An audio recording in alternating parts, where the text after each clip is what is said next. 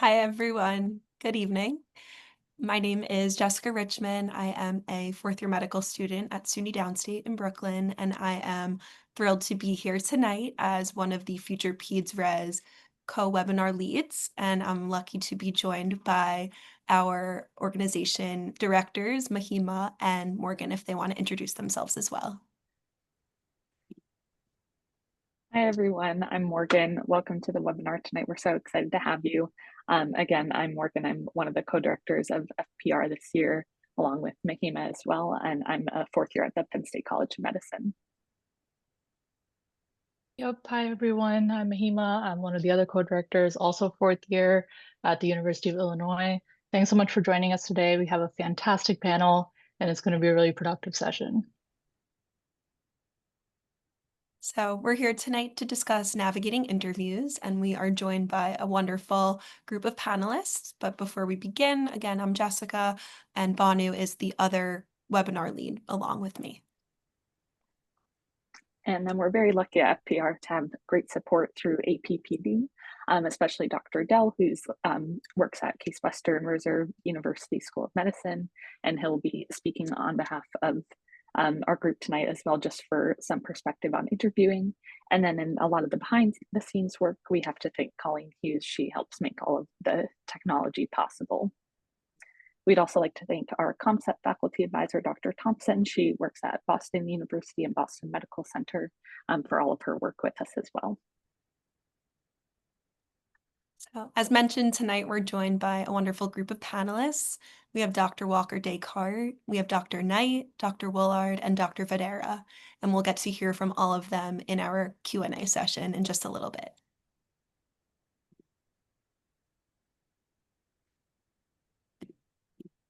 So, without further ado, this is Dr. Michael Dell, and he will be giving a little interviewing 101 to answer some questions and give information about interviews as the ERAS interview season is definitely upon us. And I'm sure everyone here is eager to hear what he has to say. So go ahead, Dr. Dell. Thank you. Thanks very much. And I'm guessing that some of you may have even already started interviews. I know that we started yesterday with our opening day, so we're sort of in it. I've got just a few slides, and I want to acknowledge that Dr. Rachel Thompson, whose picture you saw in one of the preceding slides, put together most of these slides. She couldn't be with us tonight, so I'm going to do my best to pinch hit for her. So the most important part of this slide, I think, is the date on the New Yorker cover. I love this cover, and if you can see it on your screen, it's December 2020. FuturePedsRes was founded in August 2020 when the world had shut down and people were losing their minds. Oh my God, what are we going to do with education, with interviews? And people were truly scrambling. It's so topical that it made the cover of the New Yorker.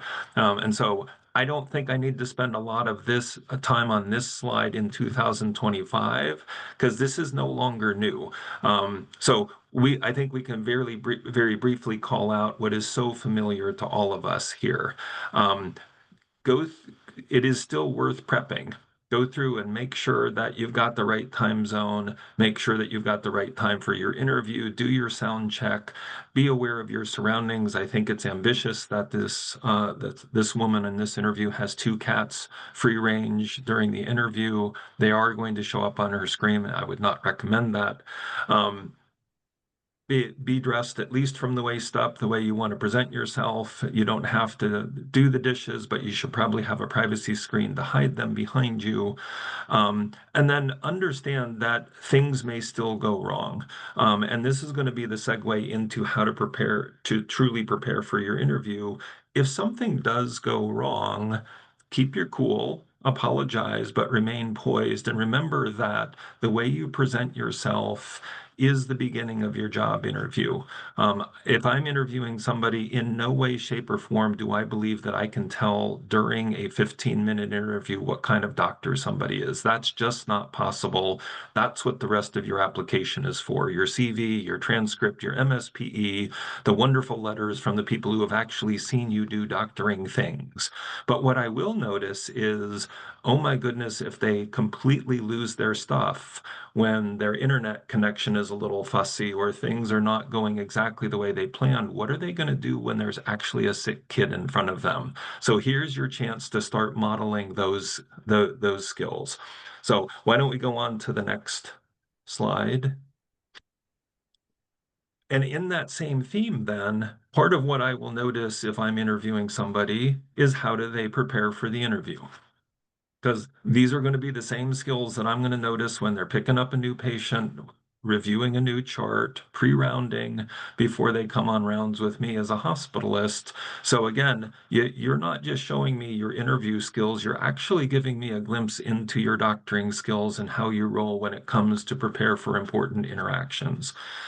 So while some of this may seem to be self-evident, the fundamentals are really important. Get to know the program, know something about the place that you're interviewing at, have at least a couple questions that are unique to that program. Yes, you can have things that you want to ask of all of the programs. We do that too. We've got standard questions that we ask every applicant. And then I will have questions that I will ask you and only you in addition to my standard questions. And I want to see the same thing in return from you guys. If you're interviewing at Rainbow, there are some questions that you could only ask me and you could not ask Dr. Knight or Dr. Woolard or any other institution.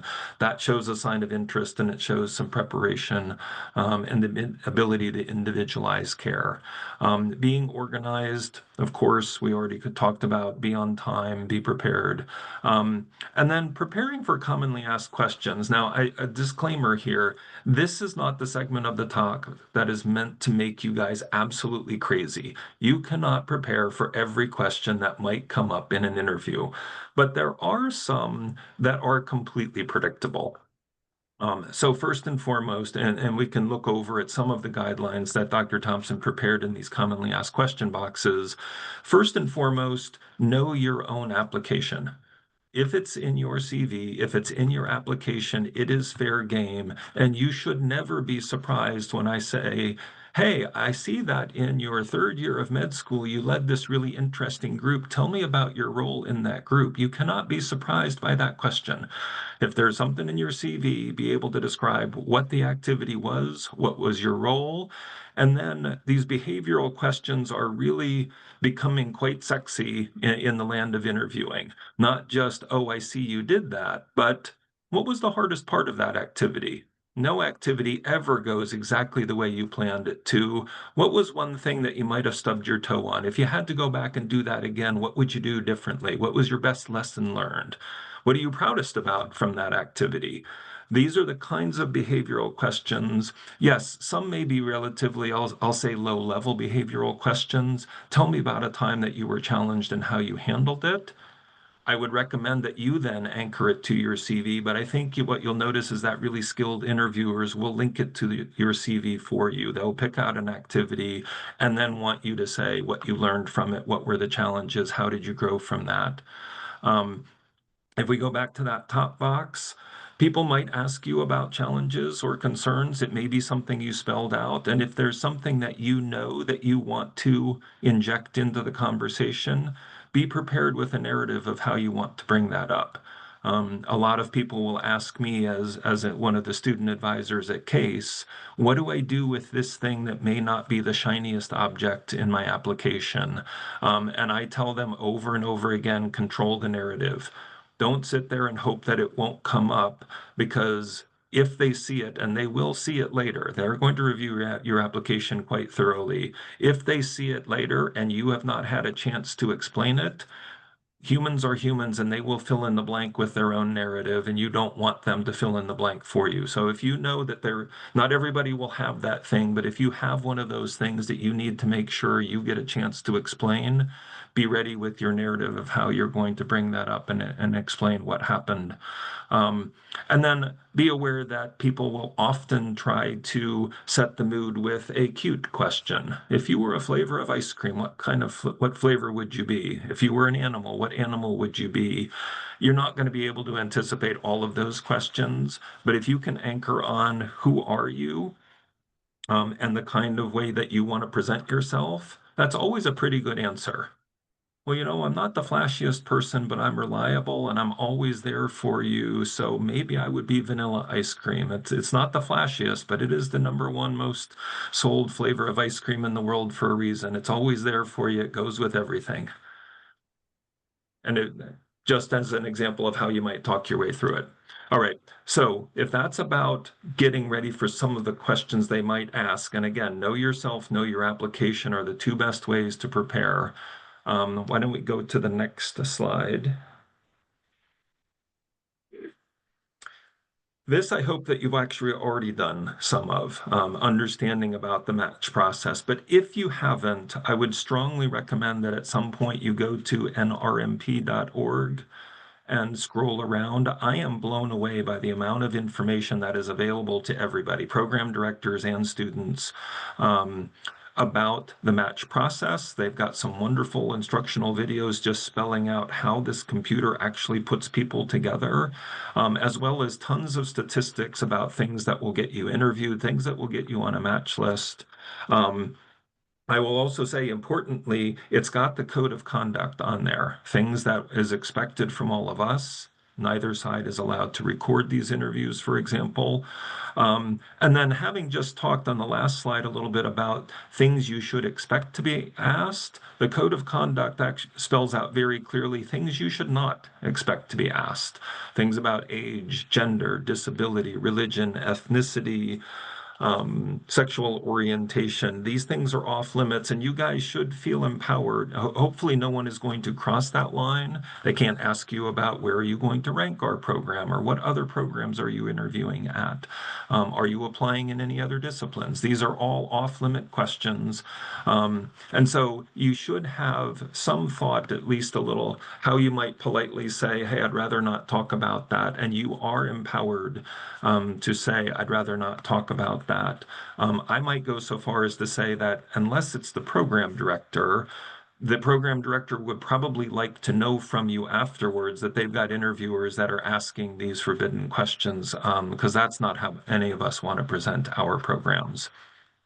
For post-interview communications, I'll show you some guidelines that have been put out to all programs about best etiquette. The general guidelines are we really, really want to cut down on the amount of communication afterwards. That does not mean it's forbidden.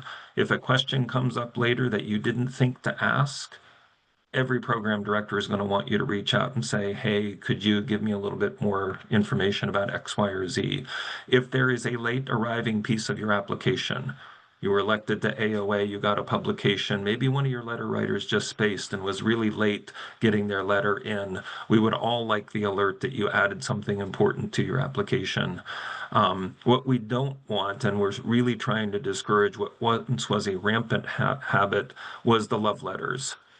I plan to rank you first. I plan to rank you highly. You're in serious consideration for my rank list. Just don't send those. We're not going to send them to you, and we're not expecting you to send them to us. Again, it used to be a habit, and it was horribly awkward, and it led to a lot of false promises. And so we are genuinely trying to kill that habit of signaling with letters of intent near the end of the interview season, right before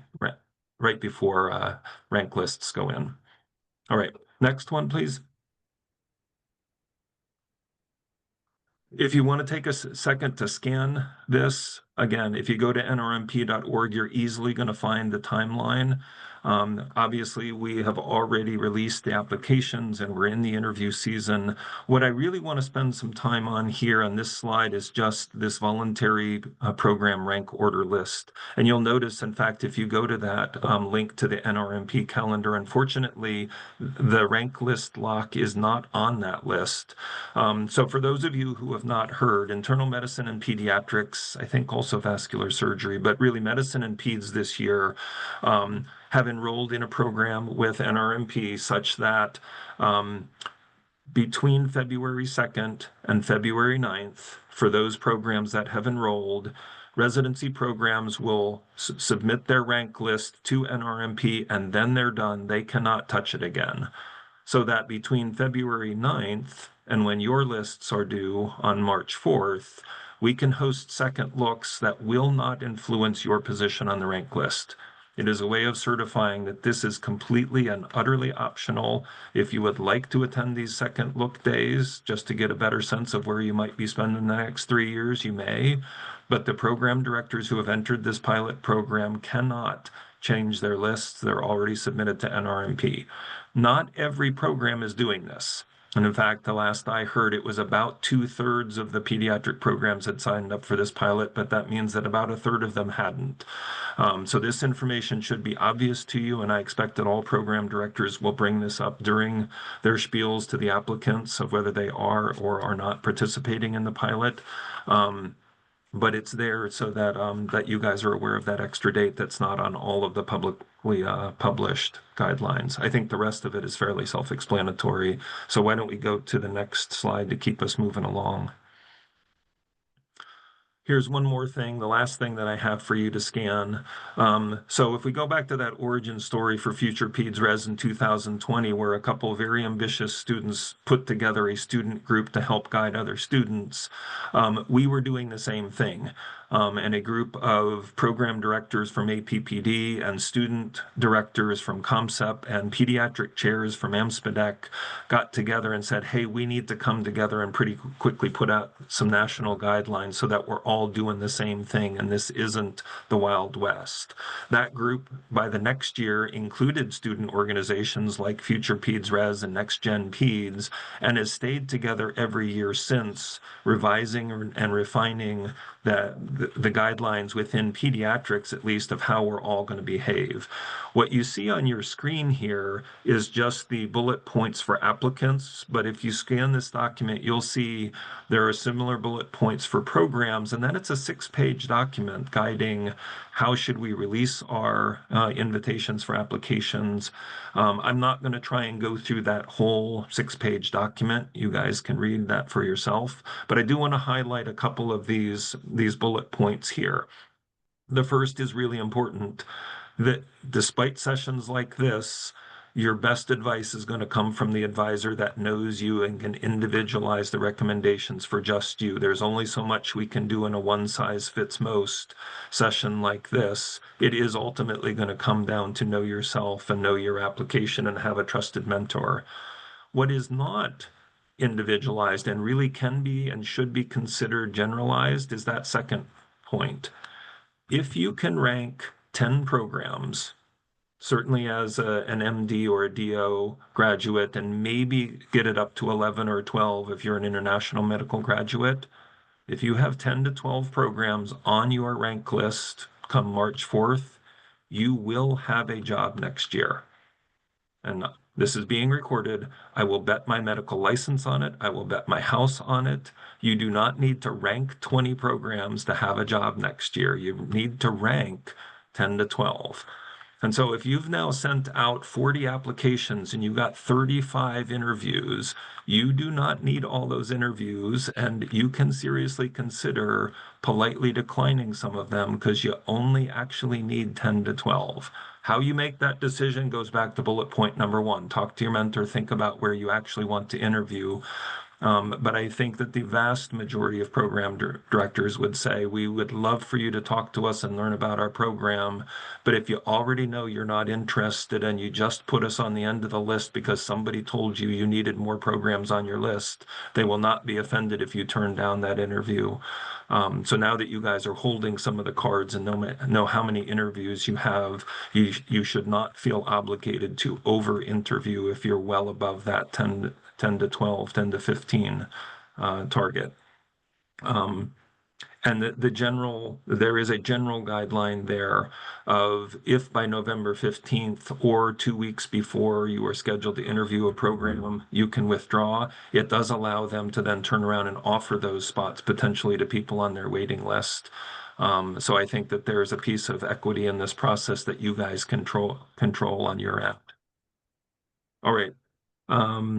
And I think there's one more slide, although I don't think it's one. Yeah, we're talking largely about interviews, and so I think given the time that we're already 20 minutes in to the hour here, I'm going to decline to spend a lot of time talking about the rank list. That's something that you're going to talk about with your local advisors when we get to the end of the process.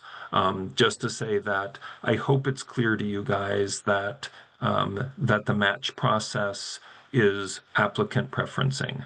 We do not know where you rank us.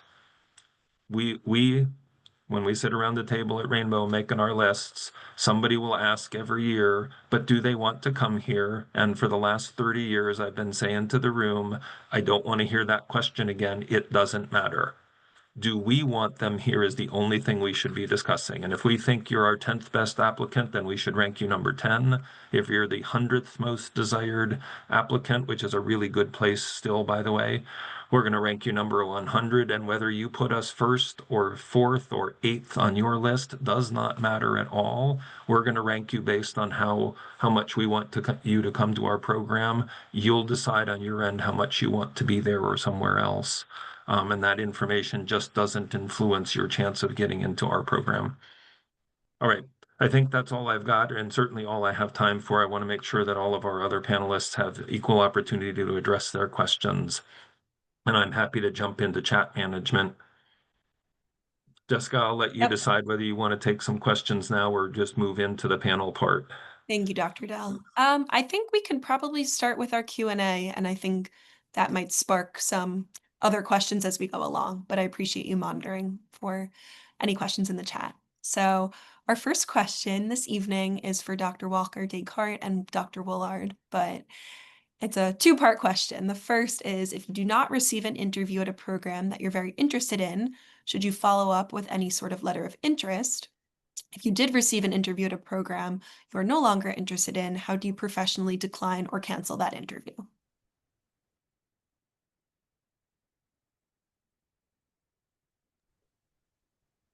Well, I guess I can start. So if you receive an interview at a program you're interested in, and you do not receive an interview at a program you're interested in, a letter of interest may help, but I'll just caution you that the program leadership is amidst interviews, and the bandwidth to be able to look at new letters of interest is sometimes challenging. But I wouldn't say that it's a lost effort. There are some places that may have withdrawn spots, may or may not have waiting lists, and sometimes that can be helpful.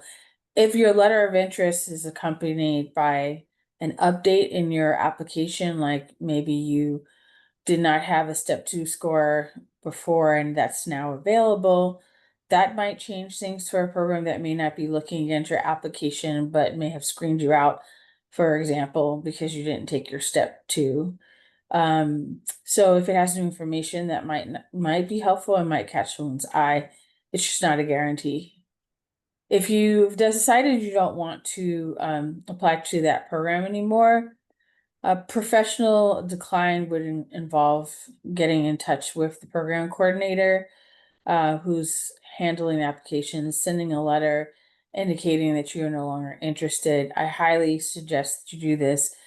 We're not the hugest field. These are wherever you land, this will be your colleague in the future, and it's good to be remembered for your professional behavior. You never know where you might land for fellowship, etc. So it's not our hurt feelings, it's just really wanting to know. There are certainly more applicants that we can offer the spot to, and it's really important that you decline your spot so that it can be filled, and do that as soon as you can so that we have time to respond to it. It's fair to us, fair to you, and it's best for all. So. Thanks, Dr. Willard. With the program that you're very interested in, I want to echo what Dr. Willard said, just with the email traffic that program leadership is getting at this time. And I may even say, rethink to some extent, what are some other wonderful programs that have looked at you and see you as qualified just the way you are?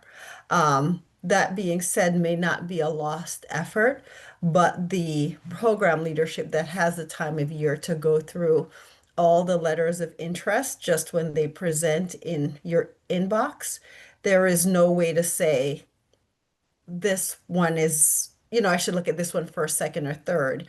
It all comes up as a letter of interest, and there may be 180 of them in that PD's inbox. So it may take a little bit of stepping back and thinking a little bit about why is there a misalignment there. And in terms of what their criteria and qualifications are, if that wasn't met in kind of a first pass, my question, and I advise my kids this way as well, maybe realizing that, say you do fight that fight and you get that interview and you get in there, will you spend your time trying to always measure up on some level? So all I'm saying is just you can try, but maybe stepping back a little bit and thinking about what you have to offer and really prioritizing those programs that likes you just the way you are.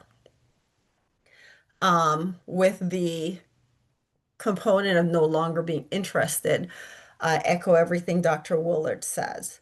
Really important to do that, however, in a timely way. The day before, 2 days before, sometimes a candidate can't shuffle, someone who would be um, grateful for that position can't kind of shuffle things around in that short period. And if you no show on the day, my program actually sees that as a sign of not being professional. And so we will actually email whoever your med student person, director is to let them know that you no show to an interview. The world of pediatrics is large and small, and people will remember when you do something like that. You never know. You don't want to burn any bridges this early. So, really important to decline in a timely manner. The declinations we don't take personally, but when you do it such that another candidate cannot take advantage of the opportunity that was offered to you, or you no show when there's been a faculty member who's put aside time and resources and energy to get to know you, that is completely unprofessional. So I'll stop there. Thank you both so Thank you much. both so much.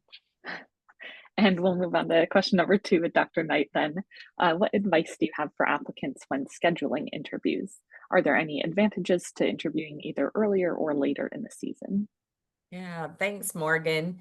So as far as scheduling interviews go, I'm sure you've already heard that it's really important to have your notifications on, have whatever email address or system you're receiving notifications about interviews. Sometimes people put a different ring or a different tone to it so that they're aware of it when it comes through. Obviously, if you're involved in patient care, do not step away from patient care, but as effectively and efficiently as you can, respond to these interview notifications and get them scheduled. Most pediatric programs do not offer more interviews than they have available. This had been a problem in the past. However, it is nice to get your ideal date and time for your interviews and to know that you have one scheduled. So be efficient with your scheduling. I think the other thing to know is just to amplify again what Dr. Dell has said, you only need 10 to 12 contiguous ranks.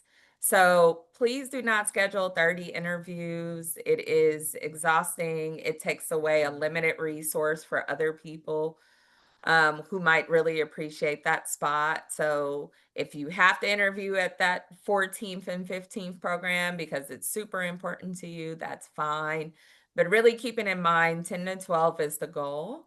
And if you rank that number of programs, you will match. So keep them small. I think be mindful of how many you're scheduling in the week. Most people will schedule no more than about 2, 3 if they have to, because when you're on a camera for several hours in a row, it can be very draining. And you really want to appear engaged during the whole time that you're interviewing. And that can be hard to do if you're on camera for 3 hours a day, 4 days in a row. So think about how many you're doing. Also think about the time zones for each of these programs that you're doing in the week so that hopefully you're not switching back and forth with time if that's a factor for you based on your location. And then the second part of the question, as far as earlier or later goes, definitely consider scheduling the programs you're most excited about, sort of in the middle of your interview trail, kind of late, early to middle is where I would put them. It allows you to get maybe a few practice interviews under your belt. Sometimes doing your home program, if you have a home program, is nice for that because people already know you. It feels a little lower stakes.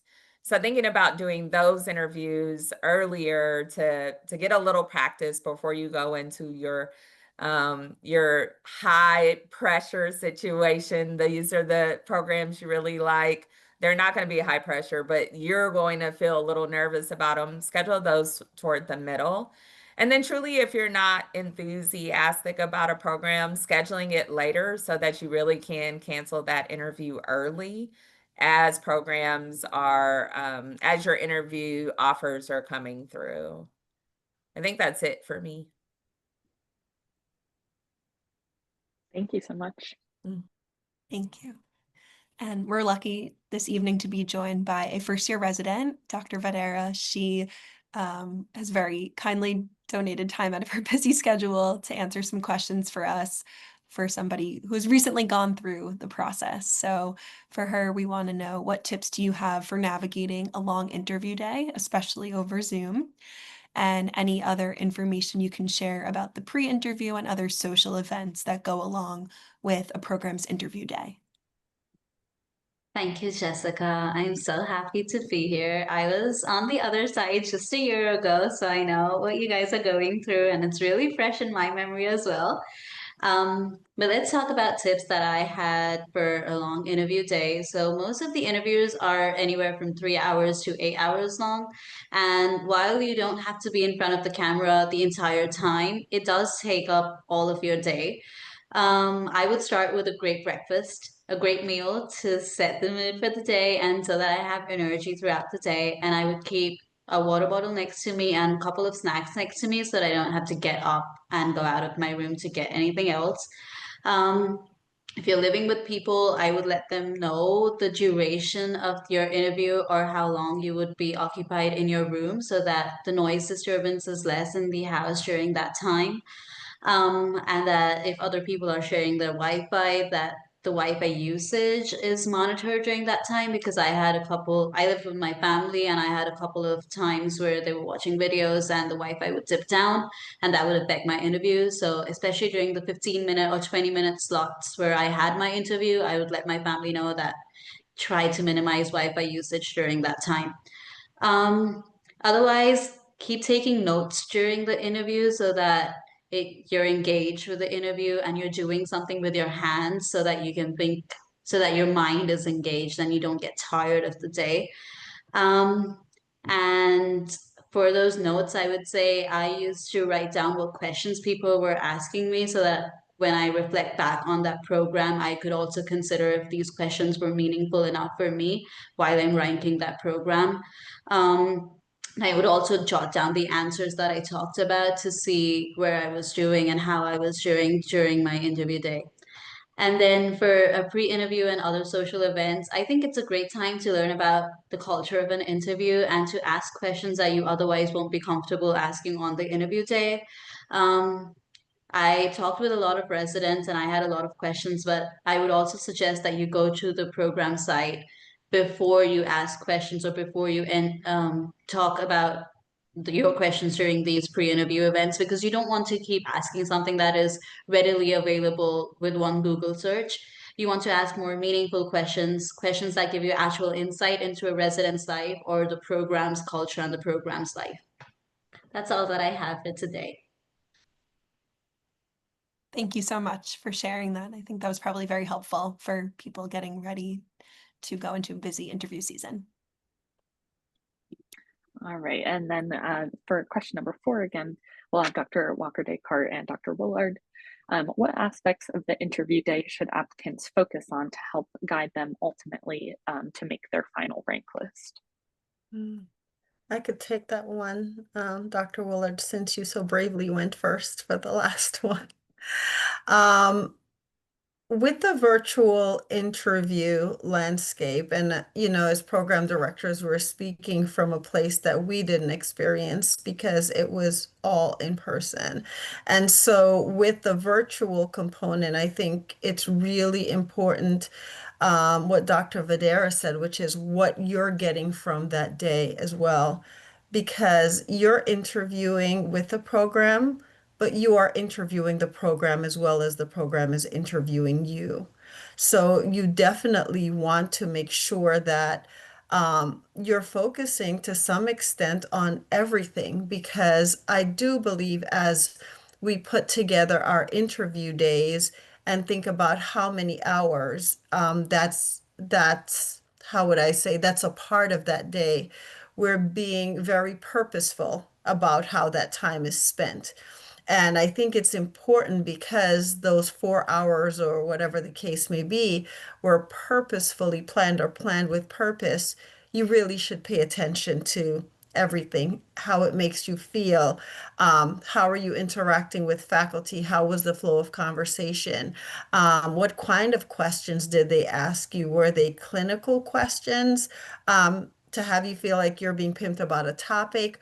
Or is it questions about kind of your worldview and what that adds?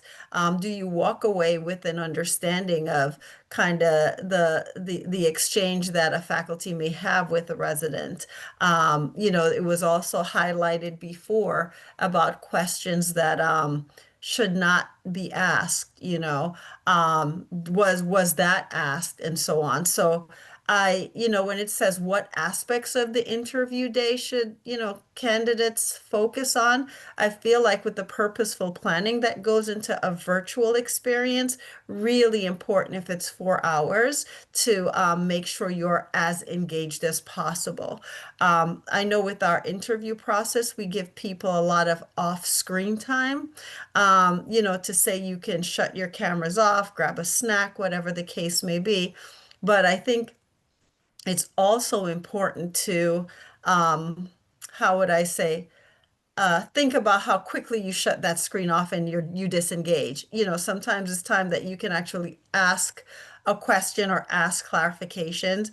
And I wanted to kind of give a hint a little bit for people who do wear glasses. We can see what you're watching in the glasses as you are sitting in front of the screen. So if you're watching a movie while you're in your interview, I can see it in your glasses while we're there. So, we're paying attention to everything. You should pay attention to everything as well. I'll stop there. Thank you, Dr. Walker Descartes. So I would echo a lot of the things she said in terms of there being a particular part of the day that you should focus on. I don't think I have one specific part, but I would think as the day is going by, writing notes for yourself and having goals before you go into each interview that align your needs with what you're looking for in an institution. So if as you're going through the day, they'll have a session in the day where they'll overview the program. And during that time, you're listening for, is this the type of environment that I would thrive in as a student? Knowing your own strengths and your own challenges as you're hearing about the program, learning about the competitive nature of the program, the acuity that the program has to offer, the amount of patients that you're managing on average in the key places where you'll be doing rotations, and then just thinking about what type of learner you are and if that best fits your needs. It may be something where you have, testing challenges and you're looking for a place that doesn't have like the clinical rigors, that doesn't allow you with the time that you would need to do board review, or that they have supportive board review preparation that is suitable to you as a trainee. So I would actually listen for your needs to be met as you're learning about the program. The pre-interview and even the social events, as Dr. Dell mentioned in the chat, are also informal interviews. So every person you're interacting with has an impression of you that will likely be shared with program leadership if it stands out in one way or another. And so I would actually focus on that too as well as you're going through your day. And ultimately, like I think that you should, when you reflect on the day about the learning environment, about how it would meet your needs personally as a student, I would actually ask for some advice after having gone to your interviews. Talk to someone who knows you on a personal level, what your learning habits are like, what your social habits are like. Talk to someone who knows you academically really, really well, those strengths and challenges, and have walk through your whys for your rank list in order, even with the quantity of your rank list, and that those people may be able to help you come up with the best decision list for yourself. Thank you both so much. That's very helpful as we're approaching all the long days and trying to get the important information from it. Thank you again. So we're going to move into our open question and answer session. So just because there's so many people on the call, if you did have a question, we ask that you just write it in the chat. You can either write it in the public chat or send it as a private message if you want to be anonymous. But I will share the first question we received is, would the panelists be able to discuss what they think the most appropriate way to bring up couples matching during pediatrics interviews?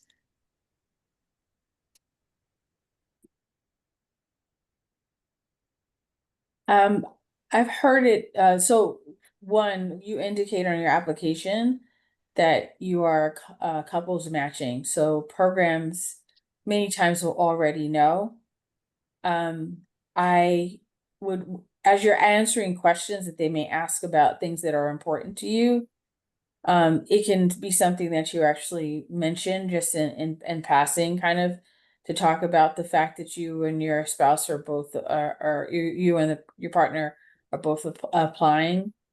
But I would be careful not to present it as a condition of your being accepted to the program. Not all couples matching works out, and so it's something for you to decide with your partner, the risk that you are taking and whether or not you would be willing to go to a program independently if you were not accepted as a couple. I've also seen where people write afterwards, like enjoy the interview day to its fullest, and I've received thank you letters. I've also received, like, more commonly, a letter from the other program who was considering your spouse. That's the most important effective part, that, and I may do that too if I'm considering your partner, and it's because I've decided that you're someone I would like to have in my program, and I'm wondering if I can work that out for you. So know that if the program's interested in you, they're having a conversation in the background. And they should have looked at your application to know that your couple is matching. But if you're afraid that that may not have been noticed, you can just incorporate it into answering one of their questions.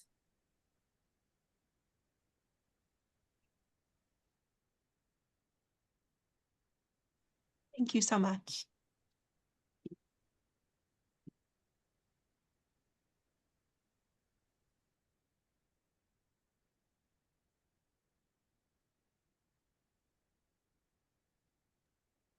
See a question in the chat about if the panelists, is there any advice you have on what questions to ask of newer residency programs?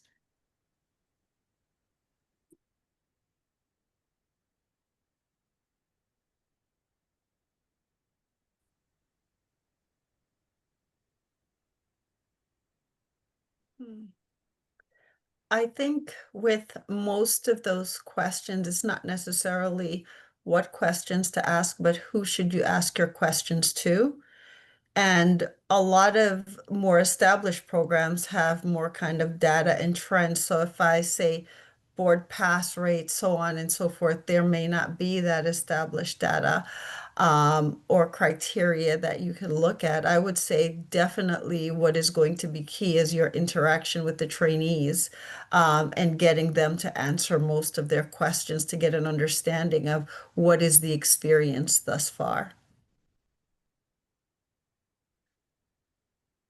I would be curious to know their origin story. If you're going to a hospital that is celebrating their 100th anniversary, there's a good chance that the faculty don't even know what the origin story is and why that hospital was created. But if it's a relatively new program, there's a reason it was created. There was a need in that community to be filled. People are going to want to share that story, and that probably is going to be a very strong part of that program's mission. So that's one of the things that would occur to me. Conversely, you want to make sure that if they're relatively new, that they have been able to, that they're going to be able to provide a broad enough patient panel to you, enough acuity. I think it was Dr. Willard that referenced this earlier.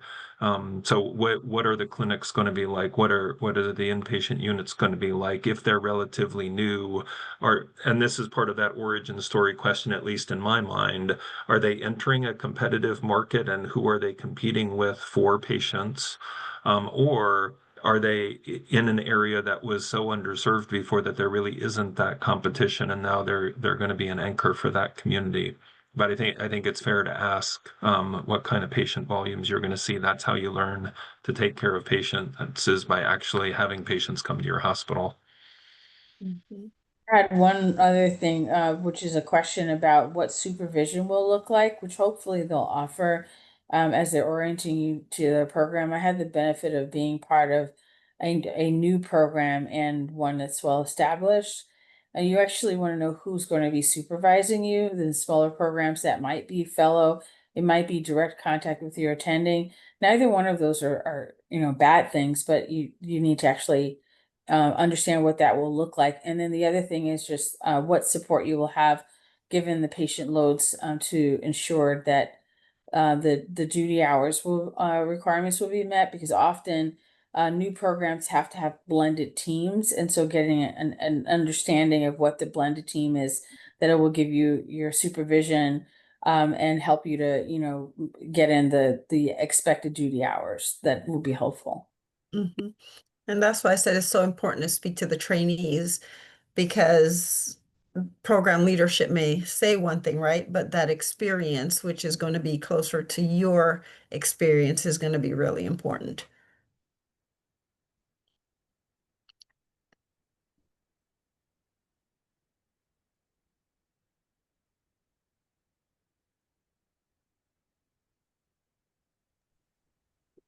Thank you. We received another question asking, what are common mistakes that you see applicants make during the interviews? I know the importance of being engaged was brought up, but I was wondering, this person was wondering, are there any other things that you'd want to address in that realm? I can start. I'm sure we all have some.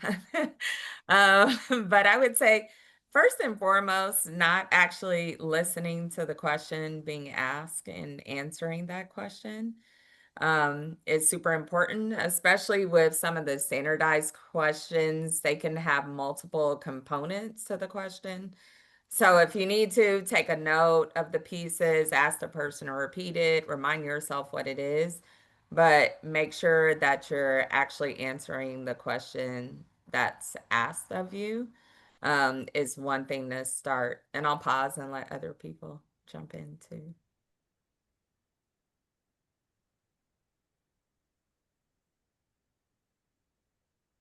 Just an added part to what Dr. Knight is talking about.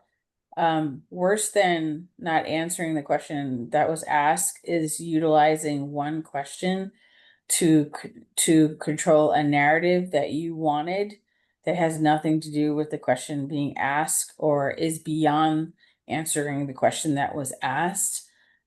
Trust that your CV is there, and trust that if there's more information that we need to ask you, that we'll ask that. But offering information that wasn't asked to create your own narrative is not great. And then the other thing I wanted to mention, Dr. Dell was talking about in having, if you have something that's negative on your application or challenging, controlling your narrative is important, but just one common mistake that I've encountered is that people didn't get advice about the narrative that they were planning to have on interview day.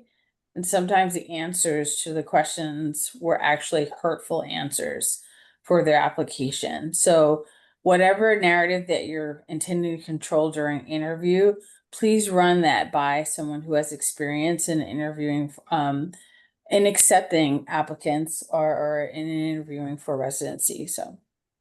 Mhm.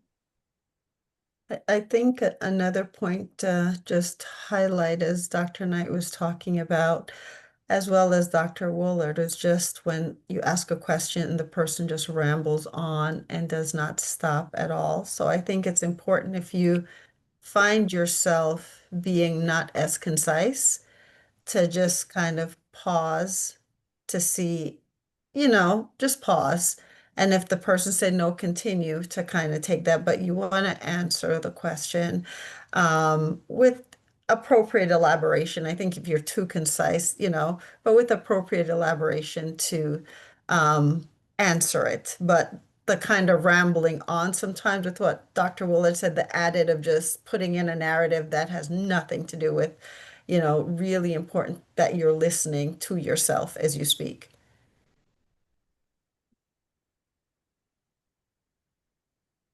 And I wanted to also add another thing about letters of recommendation as we're reading them. Sometimes people will upload the wrong LOR. And so we will see X will make a great internal medicine candidate. And that part of your application you might not know because you didn't see the letter.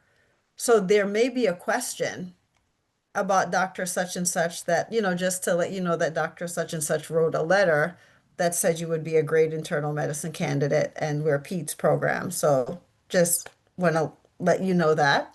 And the other piece is just when you see those LORs where it's like X person will be a wonderful resident no matter what specialty they go into.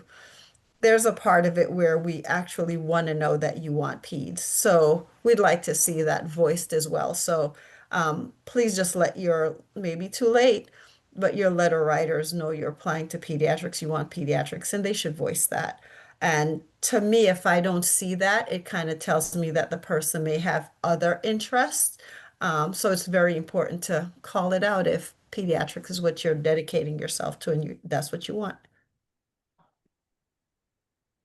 Thank you all. Just out of respect for the panelists' time and for everyone joining us tonight, we'll finish off with this last question in the chat. So that is, what qualities or traits stand out the most to you in applicants who make a very strong first impression during interviews? It's 15 minutes to make a really strong first impression. And what I always say when people ask the question, what qualities are you looking for in a candidate? I always say if you go to Wawa, 7-Eleven, whatever the case may be, and you see Employee of the Month, ask them what it took to get there. Because it's probably service with a smile, putting the needs of others first, rolling your sleeves up to do the hard work, and problem solving when there's an issue. So there is no magic to it. We want those same traits in medicine. And if you can, how would I say, as Dr. Dell said, control the narrative and show how you do all those things, I think that makes an amazing first impression. I look for communication skills because we wouldn't invite you if your application didn't look good enough for as someone who we want to train. So your opportunity that day is actually to one, communicate well, and then the other thing is to actually demonstrate that you sent an application that has integrity. Just speaking to a point that I believe Dr. Della had made about, if you wrote about something in your application, be able to speak to it. And so your truth can be found out in the questions that we ask and the way you answer them. And we're just hoping that your application was genuine. So your ability to communicate is really important. I think in addition to all of those great points, a lot of the standardized interviewing gets to a growth mindset. So like, are you somebody who will come in and be willing to learn and grow and acknowledge if something doesn't go quite the way you want it and take advice and build from that and be a little resilient with that. So you'll find that as well, in addition to all of these great things, that we really want to know that we can teach you and that you are open to learning and growing as a physician, because you're going to do it for the rest of your life. We learn every day that we practice.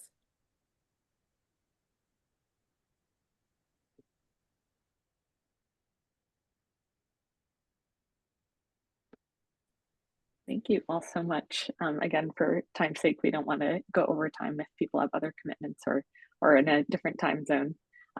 So I think that will be our final question for the evening. Just another plug for FuturePedsRes. We do have one more webinar, not until March of 2026. That's a match panel. After match will occur. If you are a third year for on the call for any reason, or if you have friends who are in younger medical school classes, feel free to let them know about that as well. But again, thank you all so much for the panelists for speaking tonight, and to all of our participants and everyone applying. Good luck with the interview season, and we wish everybody the best of luck throughout this entire process. Thank you. Good luck, everyone. Good luck, everyone. You can feel Thank free you. to contact us through our website if you have further questions.